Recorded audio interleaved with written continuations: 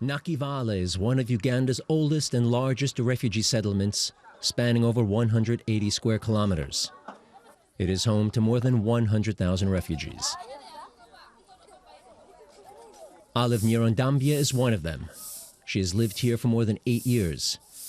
She walked to the settlement from the east of the Democratic Republic of Congo, fleeing from war.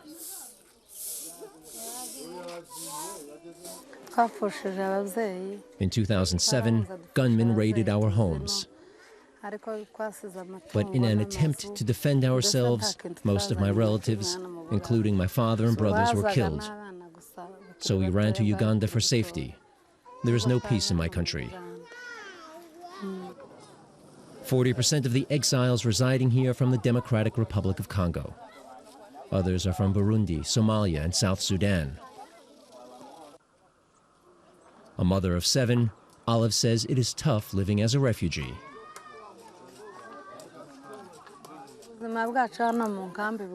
As a woman, I am helpless. I have to move around the nearby villages looking for jobs to get money in order to survive. We have to supplement the food we receive as refugees, and sometimes we are forced to sell part of that food to pay school fees. Every fugitive has a unique story to tell how they got here.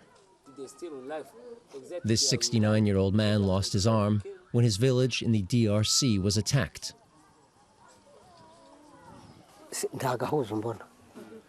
I was a successful farmer. I had everything. But it is all gone now and destroyed in the war. I lost everything, including my arm. I can't even have a bath on my own. Uganda is known to have generous asylum policies. Refugees are granted a number of basic rights. They can seek employment and practice a profession. They have a right to an education and of owning and disposing of property. But the continued influx has led to tensions. Several clashes between refugees and locals have been reported in villages.